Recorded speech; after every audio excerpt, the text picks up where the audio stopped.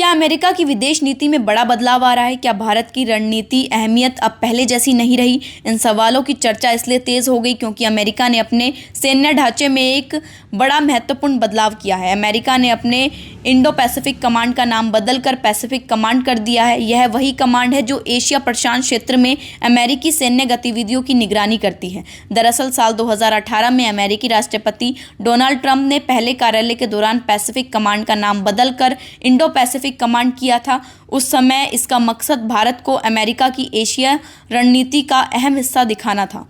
America का मानना था कि चीन के बढ़ते प्रभाव को संतुलन करने के लिए भारत की बड़ी भूमिका हो सकती है। इसी दौरान क्वाड समूह को भी ताकत मिली जिसमें भारत, अमेरिका, जापान और ऑस्ट्रेलिया शामिल है। लेकिन अब 2026 में ट्रंप प्रशासन ने फिर से पुराने नाम पैसिफिक कमांड को बहाल कर दिया। आधिकारिक तौर पर अमेरिका का कहना है कि यह बदलाव केवल ऐतिहासिक विरासत को सम्मान देने के लिए किया गया है और कमांड के कामकाज में कोई भी बदलाव नहीं होगा। हालांकि अंतर्राष्ट्रीय मामलों के जानकार इसे सिर्फ नाम बदलने का मामला नहीं मान रहे हैं। उनका कहना है कि कूटनीति में ऐसे फैसले अक्सर बड़े राजनीतिक संदेश देते हैं।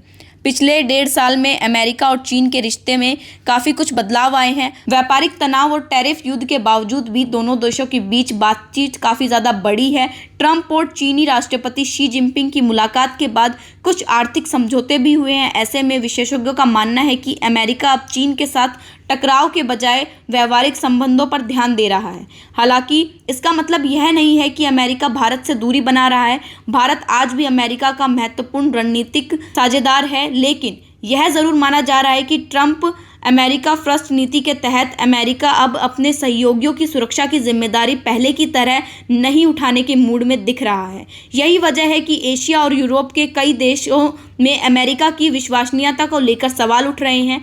विशेषज्ञों का मानना है कि भारत को इस बदलाव को चिंता की बजाय अवसर के रूप में देखना चाहिए। भारत लंबे समय से रणनीतिक स्वायत्तता की नीति अपनाता आ रहा है, किसी एक देश पर निर्भर नहीं रहा है। ऐसे में बदलते वैश्विक माहौल में भारत को अपनी सैन्य, आर्थिक और कूटनीतिक ताकत को मजबूत करने पर ध्यान देना होगा, क्योंकि आज की दुनिया में स्थायी दोस्ती से ज़्यादा महत्व स्थायी राष्ट्रीय हितों का है।